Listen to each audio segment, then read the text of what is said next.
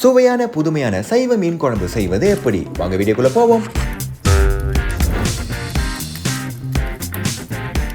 முதலில் வாழைக்காவை வேக வைத்து இவ்வாறு வெட்டி அதில் மீன் துண்டு போல் ஓட்டையும் போட்டு விடுங்கள். இப்பொழுது ஒரு பாத்திரத்தில் புளி தண்ணீர் மற்றும் உப்பை போட்டு புளி தண்ணீர் கரைத்து விடுங்கள். இந்த புளி தண்ணீருடன் மஞ்சத்தூள், மிளகாய்த்தூள், சீரகத்தூள், சோம்புத்தூள் மற்றும் மல்லித்தூளை சேர்க்க வேண்டும். இந்த கலவையுடன் தக்காளியை சேர்த்து நன்றாக அமுக்கி புழிஞ்சு ஜூஸ் புழிந்து விடுங்கள். இப்பொழுது ஒரு கடாயில் நல்லெண்ணெய் ஊற்றி கடுகு, சோம்பு, வெந்தயம் மற்றும் கருவேப்பிலை சேர்த்து நன்றாக பொரித்திடுங்கள். இத்துடன் சின்ன வெங்காயம், பெரிய வெங்காயம், பூண்டு மற்றும் சில்லி பவுடரை சேர்த்து நன்றாக வதக்க வேண்டும். இப்பொழுது கரைத்து வைத்திருக்கும் புளி, தக்காளி மற்றும் மசாலா கலவையை சேர்க்க வேண்டும். நன்றாக கொதித்தவுடன் தேங்காய் பாலை சேர்த்து மிக்ஸ் செய்ய வேண்டும். குழம்போட சுவைக்கு மாங்காவை சேர்த்து வெட்டி வைத்திருக்கும் மீன் துண்டுகளை சேர்க்க வேண்டும். அதாவது வாழைக்காவை சேர்க்க வேண்டும். இவை அனைத்தையும் மிக்சிங் ஆக விட்டு மூடி போட்டு மூட வேண்டும். ஓபன் செய்து விட்டு கருவேப்பிலையை மேலாப்புற போட்டு கலக்கினால் கண்ணம்மா கண்ணம்மா மீன் குழம்பு செய்யலாமா, மீன் குழம்பு செய்யலாமா, வாழைக்கால செய்யலாமா, சொல்லம்மா சொல்லம்மா எப்படி இருக்கு சொல்லம்மா, அத்தம்மா அத்தம்மா சாப்பிட்டு பாரு கெத்தம்மா. இந்த குழம்பை செய்து சுவைத்து மகிழுங்கள். Have fun guys. Okay bye.